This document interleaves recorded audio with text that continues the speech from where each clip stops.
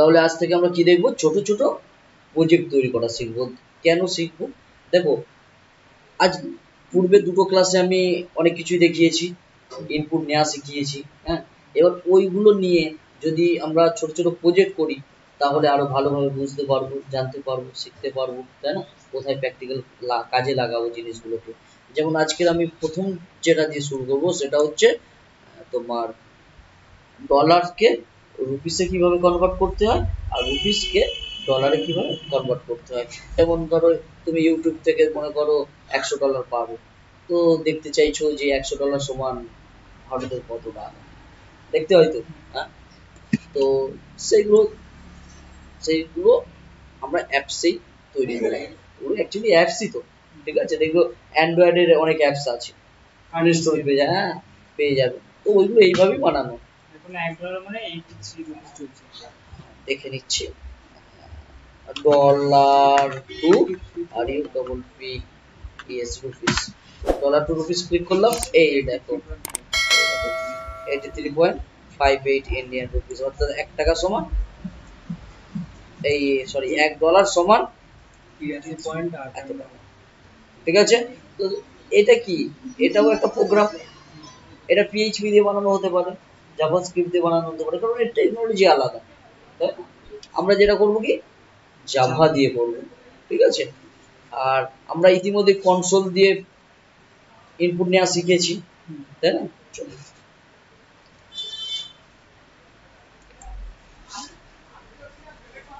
প্রথমত লিখবো আমি system.out.println, লেখা কি শো হবে, ডলার, আচ্ছা রুপি লিখি, RUPS রুপিস টু DOLAR, তাই তো, DOLLAR ডলার কনভার্ট দিয়ে দিচ্ছি, আমি আমার এই নামটা রাখছি। তাহলে প্রথমে লেখা কি এটা শো হবে, তাই তো? এরপরে কি শো হবে, ইউজার থেকে ইনপুট নেব, তাই না? সেই ইনপুটের নামটা শো হবে যে কি ইনপুট করাবে ইউজার। ঠিক একইভাবে এই লাগবে আমাদের, তাই না? এই স্টেটমেন্টটা কপি টু পেস্ট করে দিলাম, এখানে কি এন্টার, এন্টার কি করে রুপিস করবে, তাই তো? আর RUPS রুপিস, এন্টার রুপিস। ঠিক আছে, এই লেখা শো করবে। নিচে কি, এখানে ইনপুট নেব, তাই না? ইনপুট নেওয়ার জন্য আমরা জানি একটা ক্লাস আছে না, ইম্পোর্ট করাতে হয়, জাভা ইউটিল ডট স্ক্যানার ক্লাসকে ইম্পোর্ট করাতে হয়। তো IMPORT import Java dot UTIL, util হচ্ছে প্যাকেজ, ডট স্ক্যানার, এসটা বড়, SCANNER স্ক্যানার, ইম্পোর্ট করে দিলাম। এবার এর একটা অবজেক্ট বানাতে হয় আমরা জানি, তাই না, ইনপুট নেওয়ার জন্য।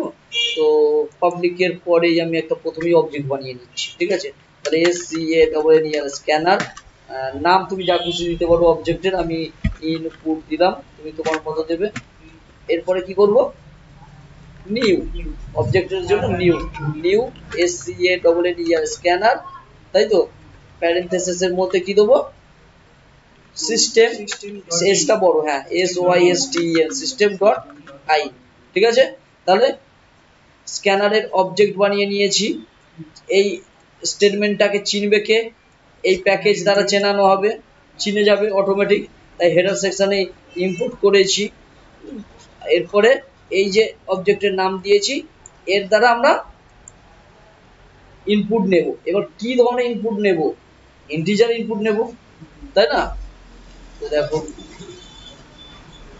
INT লিখলাম, নাম কি দেব, রুপি, তাই তো? RUPPE, না সরি RUPEE, রুপিস নাম দিলাম, এটা একটা ভ্যারিয়েবল।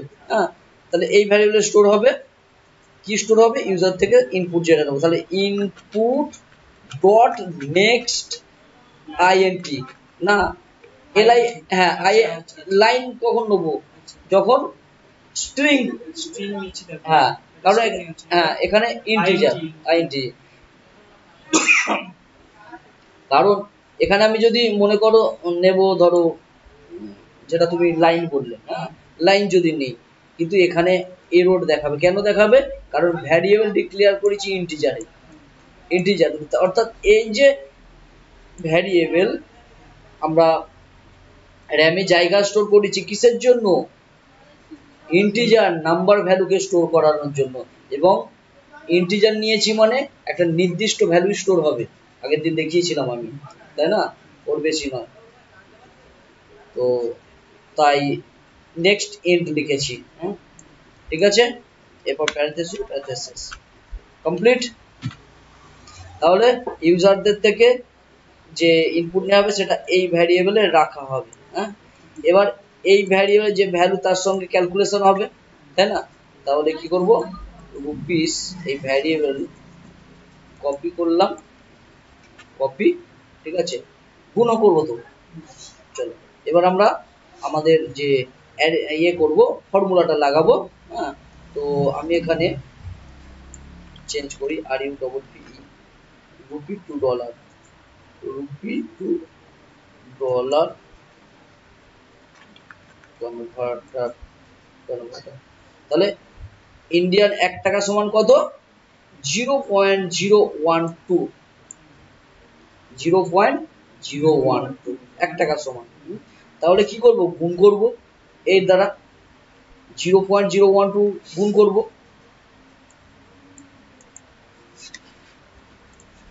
ইনটু আর 0.012, তাই তো? তাহলে যে রুপিসটা ইউজার লিখছে, যেমন আমি এখানে এটা লিখছি 2 লিখলাম, তাহলে এটা কি, এটা একটা ভ্যারিয়েবলে স্টোর হলো। ভ্যারিয়েবলে স্টোর হওয়ার পরে কি করছে, এখানে যে ভ্যালু আছে তার সাথে গুণ হচ্ছে, তাই না? তারপরে আমাকে আউটপুটে দেখাচ্ছে। এই কাজ তো বোঝা যাচ্ছে তো? তো আমাদেরও কি, যে ইনপুটটা পাচ্ছি সেটা এই ভ্যারিয়েবলে রাখছি, এই ভ্যারিয়েবলে যা আছে তার সাথে, এটা তো ফিক্সড, এটার সাথে গুণ করছি, গুণ করার পর কি আর একটা ভ্যারিয়েবল আমাকে রাখতে হবে, একই না? তো সেক্ষেত্রে আমি কি করব, আইএনটি ইন্টিজার ডিও ডবল এর ডলার, ডলার নাম দিলাম, ঠিক আছে। বাট এখানে এরর দেখাবে। কেন এরর দেখাবে? হ্যাঁ,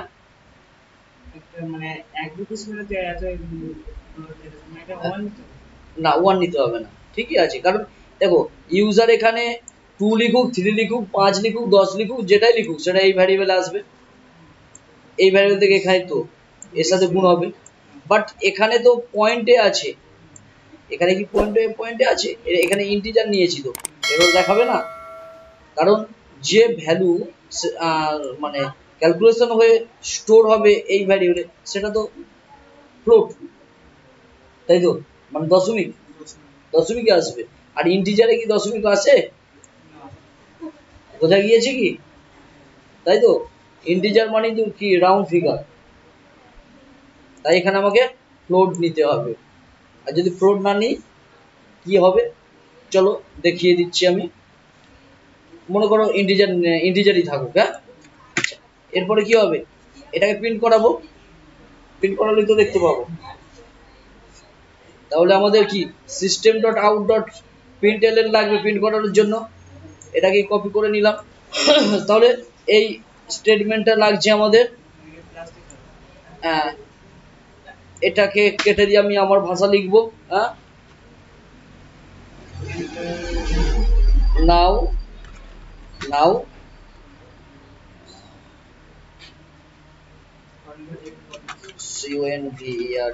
convert your কারেন্সি, হ্যাঁ। এবারে আমি এই রুপিসটাকে এখানে দেখাতে পারি তো তোমরা দেখাবে। আমি কি করছি, প্লাস দিচ্ছি, দিয়ে রুপিসটাকে না ডলারটাকে কপি করে আর পাশে বসিয়ে দিলাম। হ্যাঁ, একটা স্পেস দিলে ভালো হয়, কারণ না যাতে ঝুলে না যায়। হলো, সেভ করলাম। হ্যাঁ, ইয়েস। এই যে আমাদের ইনপুট অবজেক্ট তৈরি করেছি মানে অবজেক্ট শেষ করতে হবে, মানে ক্লোজ করতে হবে এই ইনপুটকে। এটাকে কপি করলাম, আর এখানে পেস্ট করে ডট সিএলও এসি ক্লোজ। এটা যদি নাও দাও কোনো সমস্যা নেই, এখানে মানে প্রোগ্রাম এরর দেখাবে না, বাট সমস্যা হবে কি প্রোগ্রাম ফাইলে। ঠিক আছে, সেভ। ঠিক একইভাবে আমি জাভা প্র্যাকটিস ফাইলের নাম ডট জাভা বাইট কোড করে দিচ্ছি। বাইট কোড এরর দেখাচ্ছে, কি এরর দেখাচ্ছে দেখো এখানে জাভা 11 ফাইল, দেখো 11 ফাইল 1 2 3 4 5 6 7 8 9 10 11 11, ঠিক আছে। 11 ফাইল 11 লাইন, ঠিক আছে লাইন।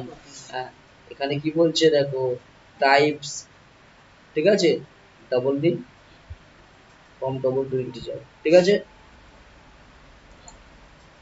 কোথায় গেল এটা, ইউ ইউ দিয়ে বলেছিলাম তো টাইপের কথা, অটো দিতে পারো ডাবল নিতে পারো, তাই না। পুনরায় আমি জাভা কোডে কনভার্ট করার চেষ্টা করলাম, জাভা সবকিছু ঠিক আছে লাইন, দেখো কোনো সমস্যা হলো, ক্লিয়ার তো, এররটা দেখিয়েছে কারণ এখানে 10 নিয়েছি আর এখানে কি করে স্টোর হতে হবে, তাই না। জল রাখার জায়গা রেখেছি, তাতে কি আমি আটা রাখতে পারি, তেমনই তো জিনিস, তাই না। Round figure, so only round figure, তাও নির্দিষ্ট। আগের দিন আমি দেখিয়েছিলাম যে মোবাইল নাম্বার আমি স্টোর করাতে পারছি না, তাই না। তো এবারে আমি এখানে কি আছে না ইউনিট হবে তো, জাভা ইউনিট, ক্লাসের নাম হচ্ছে ইউনিট। কারণ আমরা জানি বাইট কোড জেনারেট হওয়ার পর এই ক্লাস নামে আমাদের ক্লাস তৈরি হয়। এই দেখো কোথায় দেখাচ্ছে রুপিস টু ডলার কনভার্ট, কোনটা এটা, এই লেখাটা, তাই না, যেমন লিখতে চাই তেমন। এরপরে কি এন্টার রুপিস কে সিস্টেম আউট, এই লাইনটা। এবারে এর নিচে কি আসছে, এই যে ইনপুট নিচ্ছি ইউজারদের থেকে, কি লিখবো ধরো 2 দিলাম, হ্যাঁ। এবারে যখনই এন্টার করলাম, এন্টার করার সঙ্গে সঙ্গে কি আমার দেখাচ্ছে দেখো 0.024 দেখাচ্ছে কনভার্ট, ঠিক আছে। দেখো 220 দিলাম, 20 টাকা সমান 0.24, ঠিক আছে ডলার। তো দেখছি পুনরায় ক্লাসটাকে আর হচ্ছে বাইট কোড জেনারেট করবো না কারণ একই প্রোগ্রাম, হ্যাঁ। ক্লাসটাকে রান করালাম, কত আছে 20 এন্টার করলাম, কি আসছে 0.124 আসছে। এটা কি করলাম, এটা আমরা প্রোগ্রাম বানালাম কি রুপি কে ডলারে কনভার্ট করলাম, আবার আমরা ডলারকে রুপিতে কনভার্ট করতে পারি, একই তো জিনিস, ডলার হবে। হ্যাঁ, তো এইভাবেই আমরা আমাদের কাজগুলো করতে পারি, ঠিক আছে। এখানে যেমন ইন্টিজার নিয়েছি, দেখো বলেছিলাম তোমাদেরকে, দেখো আমি আবার পুনরায় প্রোগ্রামটাকে অন করলাম, রান করলাম। এখানে দেখো মনে করো একটা আমি নাম্বার লিখছি, হ্যাঁ। এন্টার যখন ক্লিক করব এরর দেখাবে কারণ ইন্টিজার, অর্থাৎ এই যে ইন্টিজার আমি নিয়েছি, এই ইন্টিজার এই এতগুলো নাম্বার স্টোর করতে পারবে না, হ্যাঁ দেখবে। এই দেখো এন্টার করলাম, কি বলছে এরর দেখাচ্ছে কারণ এতগুলো নাম্বার ইন্টিজার তার ভ্যালু নিতে পারে না, এর জন্য কি নিতে হবে, লং নিতে হবে, লং নিলাম। এবার এখানেও কি লিখতে হবে না, এই ইন্ট কে তুলতে হবে, আমি দেখিয়েছিলাম, আশা করছি মনে আছে, ভুলে গেলে কিন্তু সব ভুল হয়ে যাবে। ধরো লিখলাম ওসিসি জাভা, এন্টার করলাম, দেখো জাভা ফিচার্স, এখানে ক্যাটাগরিতে চলে আসবো Java tutorial, type of Java, what is Java user input, scanner class, এটাই পাবো। এই দেখো বলেছিলাম ইন্টিজারের জন্য ইন্ট দিতে হয়, ফ্লোটের জন্য next float, double, byte, short, long, যে ধরনের ডাটাকে আমি কালেক্ট করছি সেই ধর লিখতে হবে তো, বুঝতে পেরেছো তো? এইগুলো মাথায় রাখবে, না হলে প্রোগ্রাম ভুল হয়ে যাবে। এইটা যদি আমি এখন ধরো করি মানে বাইট কোড জেনারেট করি, কারণ এখন তো বাইট কোড করতেই হবে যেহেতু চেঞ্জ করেছি প্রোগ্রামে। দেখো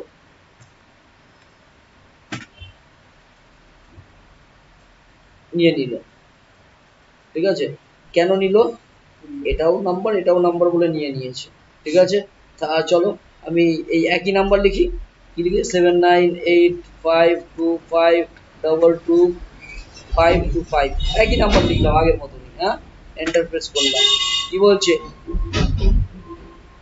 is not recognized internal external command, হ্যাঁ বললাম জাভা ইউনিট, ও কোথাও কম্পাইল করতে হবে, কম্পাইল করে নিই, কম্পাইল করে নিয়েছি, মানে বাইট কোড হয়ে গেছে, দেখো ঠিক আছে।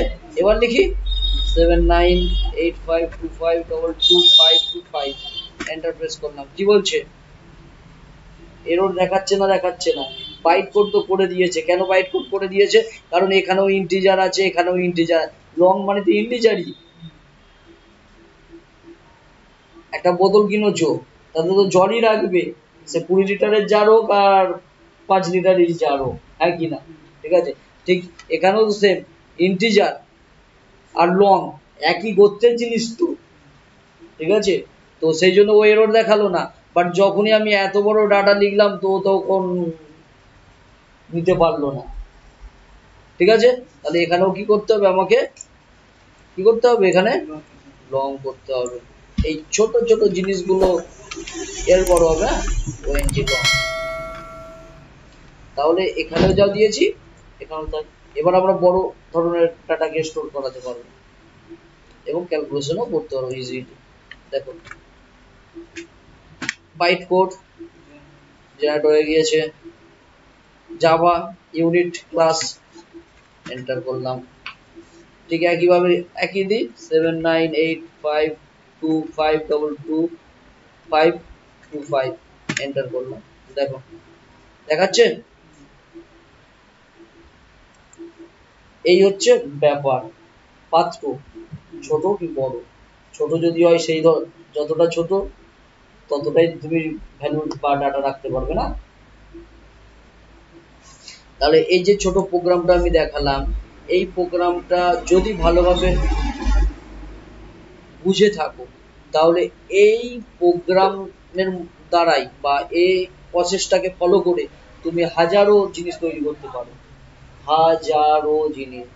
হাজারো মানে বুঝতে পারছো তো, হাজারো কি নয়। উদাহরণ বলবো, করবে, কিলোমিটার থেকে মিটারে কনভার্ট করতে পারবে, হ্যাঁ কিনা, ফারেনহাইট থেকে সেন্টিগ্রেড। আজকের একজন বলল আজ এত ফারেনহাইট তাপমাত্রা, সেটাকে কনভার্ট করো সেন্টিগ্রেডে। তো তার জন্য কোথায় যাও, আজকের দিনে অনলাইনেই যাবে, গুগলকে বলবে দেখি ফারেনহাইট থেকে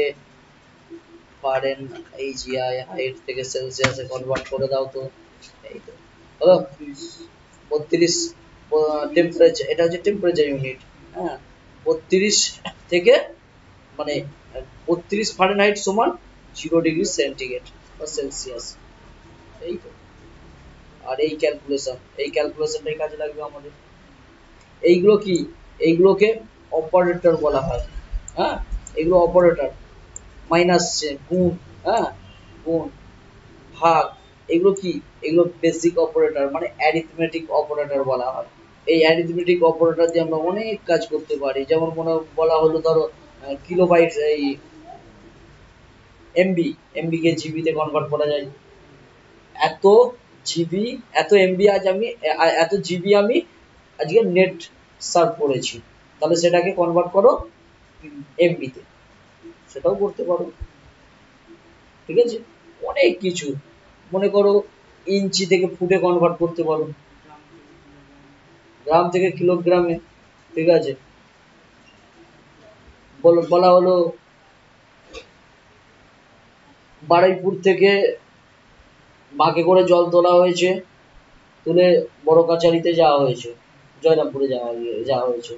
টোটাল কত কিলোমিটার গিয়েছো? হ্যাঁ, 18 কিলোমিটার। হ্যাঁ, আচ্ছা, ওটা 18 কিলোমিটার, ওটা কত মিটার হিসেব করো, মিটারে বের করো। তার জন্য কি করি আমরা, গুগলের সাহায্য নিই। আমরা সেইগুলো, এইগুলো তো কেউ না কেউ তৈরি করে রেখেছে, এইগুলোই আমরা তৈরি করব। তবেই তো বুঝতে পারবো জাভার পাওয়ারটা, যে প্রোগ্রামটা আমি কোথায় ব্যবহার করব, তাই না? এই ছোট ছোট জিনিসগুলো এরা বানিয়ে দেখো না কয়েক কোটি কোটি টাকা ইনকাম করছে। হ্যাঁ,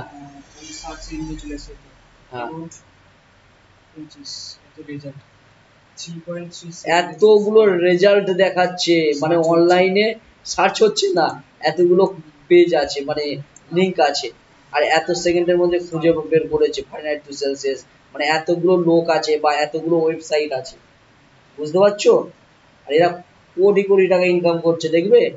তবে এটাই বলছি, ফাইনাইট টু, দেখো বিজ্ঞাপন আছে না, এখানে বিজ্ঞাপন তো দেখতে পাচ্ছি না। হ্যাঁ, গুগল অ্যাডসেন্স, ঠিক আছে। দেখো rapidtables.com আছে, এই দেখো বানিয়ে রেখেছে, দেখো কত নেবে তুমি, এরকম হাজারো ওয়েবসাইট আছে, ছোট ছোট প্রোগ্রাম। আর এখান থেকে দেখো, এই দেখো বিজ্ঞাপন দিচ্ছে, বছরে লাখ লাখ টাকা ইনকাম করছে, বছরে লাখ লাখ টাকা না, ভুল বললাম, প্রতি মাসে লাখ লাখ লাখ টাকা ইনকাম করছে, মানে কোটি কোটি টাকা ইনকাম। তোমরাও বানাতে পারো, অ্যাডসেন্স, অ্যাড চালালে হবে। দেখো এই প্রোগ্রাম কি দিয়ে বানাবো, তোমাকে দেখালাম আমি, ঠিক আছে। এটা ওয়েবসাইটে তৈরি করা, এখানে কি এটাকে ডিজাইন করা হয়েছে HTML CSS দ্বারা, জাভাস্ক্রিপ্ট যদি প্রয়োজন হয় সেক্ষেত্রে জাভাস্ক্রিপ্ট লাগাতে হয়। হ্যাঁ, আর ভেতরে প্রোগ্রাম তো ওটাই আছে, যদি PHP দিয়ে করতে চাও PHP দিয়ে, আর এই যে জাভা তোমরা শিখছো, জাভা দিয়ে বানাতে চাইলে জাভা, কিন্তু স্ট্রাকচার তো তোমাকে বানাতে যাবে না, তাই না? তো অনুষ্ঠান হবে, প্যান্ডেল তো তোমাকে বাঁশ কাঠ দিয়ে বানাতেই হবে।